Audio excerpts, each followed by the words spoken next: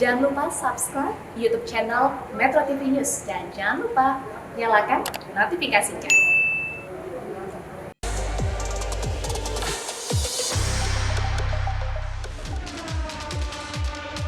Kebijakan ekonomi biru harus menopang pembangunan ekonomi Indonesia. Berbagai terobosan terus dilakukan oleh Kementerian Kelautan dan Perikanan. Kita telah fokus bekerja untuk mengatasi aksi pencurian ikan, menjaga laut kita, dan hasilnya kita lihat sudah nampak. Selain kelestarian lingkungan yang terjaga, stok nasional ikan kita juga meningkat drastis dari 6,5 juta ton menjadi 12,5 juta ton. Ini harus kita lanjutkan terus, tetapi kita juga tidak boleh berhenti sampai di situ.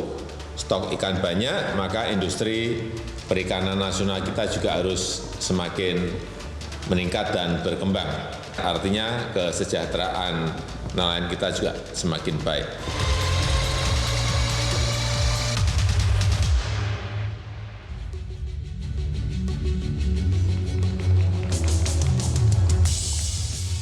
Biasanya pengusaha selalu melihat potensi atau peluang itu lebih cepat daripada bukan pengusaha. Nah, kita ingin bertanya kepada Ketua Umum Kadin Arsyad Rashid, sebetulnya bagaimana Kadin melihat konsep ekonomi biru, apakah benar bisa menjadi sumber baru pertumbuhan ekonomi, Pak Rashid?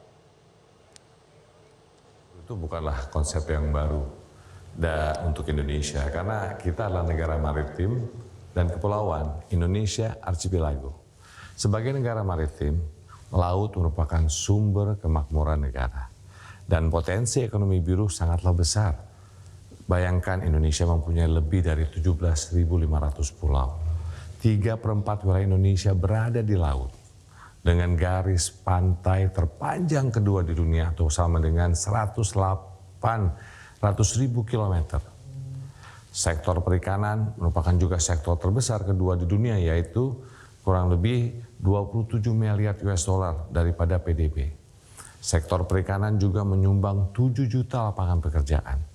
Ekonomi biru itu bisa berkontribusi di lebih dari 50% kebutuhan protein hewani negara. Kekayaan laut kita melimpah, namun kita masih menghadapi masalah kesejahteraan daripada bangsa dan masyarakat kita.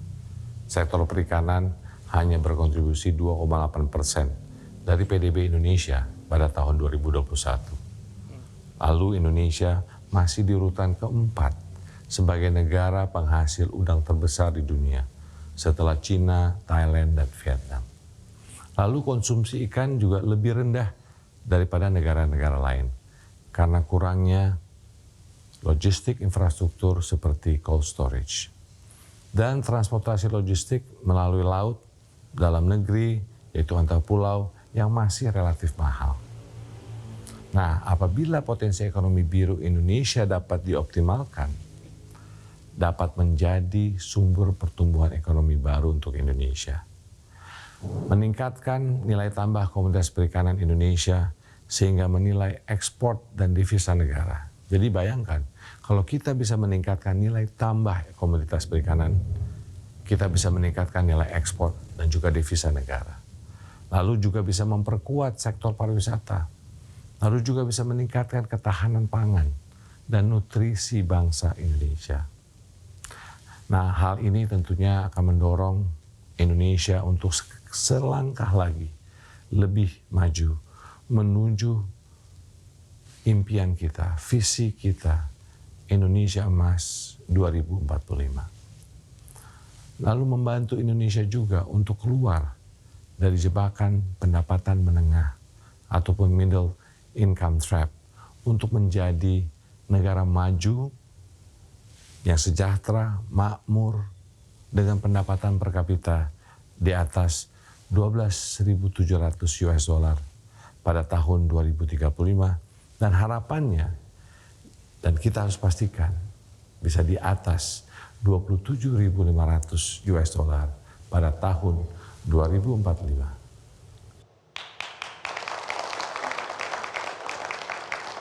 Pertanyaannya apa yang sudah dilakukan juga oleh pemerintah? Saya ingin ke Bu Ana lagi, Bu Ana, untuk mewujudkan atau mendukung ekonomi biru itu, Bu, yang sudah dilakukan oleh Kementerian Kelautan dan Perikanan apa? Apakah misalnya ketika kemarin naik BBM, Bu, itu ada subsidi khusus misalnya untuk para nelayan, atau ada yang lebih besar lagi dari itu? Bagaimana, Bu Ana? Iya, mungkin kalau BBM, ya kami ada program khusus nanti kerjasama dengan Kementerian BUMN ya nanti untuk subsidi nelayan, tapi sedang kami dalam proses Pembicaraan. proses Oke. pembicaraan diskusi sebaiknya seperti apa karena Tapi cepat ya? urusan ya mudah-mudahan dalam segera bisa ini. Nah, kemudian ada sebetulnya kalau untuk ekonomi biru KKP ini kami punya 5 program strategis. Jadi 5 program strategis yang pertama seperti yang sudah saya sampaikan tadi di awal, kami itu ingin menjaga ekosistemnya dulu. Oke. Jadi membuat kawasan konservasi yang lebih besar supaya nanti bisa menjaga ekosistem laut yang bisa menjadi sumber ekonomi tadi itu. Yeah. Terus kemudian kalau untuk yang perikanan kami ada 2 program namanya, yang pertama adalah penangkapan ikan secara terukur. Jadi selama ini kan kita kalau ngambil ikan tuh nelayan-nelayan tuh bebas aja gitu ya, nggak diatur. Berapapun boleh silahkan gitu. Dengan berbagai macam jaring begitu ya? Iya, dengan berbagai macam alat tangkap, Iya. terus kemudian dengan sebanyak-banyaknya kapal. Nah nanti mulai kami sedang menunggu, ini yang lagi ditunggu adalah regulasinya. Karena kalau pemerintah menjalankan suatu kebijakan itu harus menunggu regulasi kan supaya semuanya legal. Itu nanti nelayan itu atau pengusaha atau pelaku usaha untuk menangkap ikan itu nanti akan dibatasi berapa jumlah ikan yang boleh ditangkap untuk menjaga supaya populasi ikannya tetap terjaga. Itu Jadi nelayan dari berbasis Indonesia kuota. saja atau nelayan dari luar juga masih boleh dari masuk, Bu? Indonesia aja. Dari luar sudah tidak boleh masuk ya? Dari luar tidak. Oke. Oke. Kalau dari luar tidak. Jadi tapi kami juga mengundang investor gitu untuk untuk bisa nanti berinvestasi di Indonesia karena gini, karena kan selalu yang dibicarakan adalah masalah nelayan harus sejahtera, nelayan harus sejahtera. Betul. Tapi kondisi ekonomi pemerintah juga tidak memungkinkan untuk membiayai semua bagaimana mengelola laut ini gitu. Oke. Nah, gimana caranya? Jadi kita mengundang investor. Nanti investor ini kan dia harus membayar pajak kepada negara. Nah, pajak yang dari investor itu atau yang dari investasi pajak kepada pemerintah itu yang nanti kami harapkan dari KKP itu bisa dikelola untuk untuk mengelola laut lagi gitu. Nah, selain penangkapan ikan tadi nanti nelayan itu harus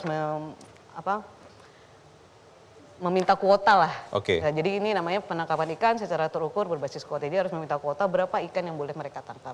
Itu yang pertama. Terus kemudian yang kedua nanti perikanan budidaya kami juga mengatur supaya budidayanya ini lebih ramah lingkungan, Terus kemudian juga melihat ikan-ikan yang ekonomis tinggi yang bisa dibudidayakan itu apa gitu. Dan kami berharap supaya budidaya ini nanti bisa lebih ditingkatkan agar penangkapan ikan itu juga berkurang gitu. Karena kan harus menjaga populasi ikan kan. Oke. Nah, kemudian yang keempat ya bagaimana mengelola pesisir dan pulau-pulau kecil ini supaya tetap terjaga. Karena itu tadi lah bolak-balik lautnya nanti kesehatannya harus dijaga dulu, kalau enggak nanti sumber dayanya hilang. Baik. Yang terakhir bagaimana kita mengelola sampah yang dibuang ke laut. Limbah ya. Limbah dan kemudian limbah-limbah dari sampah itu yang nanti bisa dikelola menjadi ekonomi juga kan. Baik, Bu Rina mendengar penjelasan Bu Ana, apakah itu sudah cukup untuk benar-benar mengkapitalisasi potensi ekonomi biru supaya segera bisa kita nikmati manfaatnya, Bu? Kan tadi Mas Leo bilang kita mesti lompat. Kalau enggak kan tadi middle income trap 2035 enggak bisa dihindarkan. Betul. Belum tujuan Indonesia Emas 2045. Jadi kalau misalnya sampai 2035 kan ekonomi harus tumbuh 7%. Kalau kita nggak loncat, nggak mungkin ya. Betul. Jadi poinnya adalah kita memang cari terobosan tetapi yang betul-betul optimal.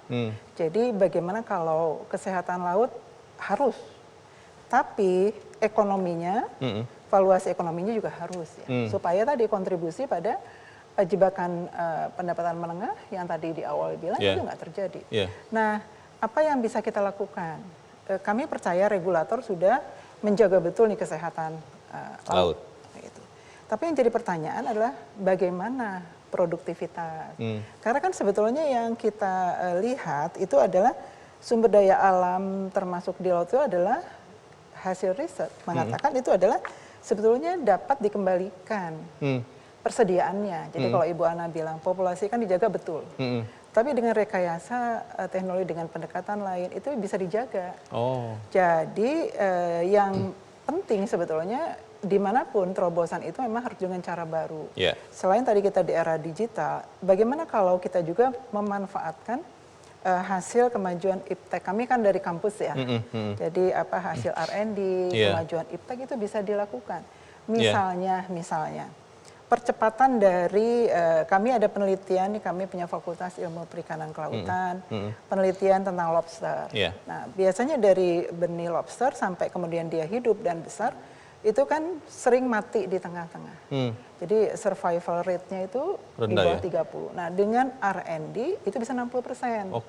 Nah, itu kan harus dilakukan. Gitu. Jadi jaga kesehatan tapi cari bagaimana nih produktivitas itu tetap dengan efisien dan juga penerapan teknologi di mana sih ada ikan itu berada, di mana yang tidak boleh, informasi itu kepada nelayan itu akan baik. Karena kenyataannya nelayan itu kan menggunakan kebiasaan. Nah, waktunya nelayan dia berangkat. Sampai sana tiba-tiba cuacanya turun, nggak dapat ikan. Dia bilang, aduh kita rugi nggak dapat apa-apa. Nah, dengan bantuan sistem informasi, teknologi, hasil riset itu semua bisa bisa direkayasa. Itulah terobosan Mas Leo. Nah, itulah ekonomi baru tuh di situ barunya. Barunya di situ. Baru diterapkan pada biru gitu. Jadi baru dan biru. Pertanyaannya adalah kalau sudah ada pengetahuannya, sudah ada orangnya, sumber daya alamnya masih ada banyak sekali. Kenapa belum juga menyumbangkan lebih besar lagi untuk ekonomi Indonesia? Kita akan bahas di bagian berikut. Pemirsa tetap bersama kami, Economic Challenges segera kembali.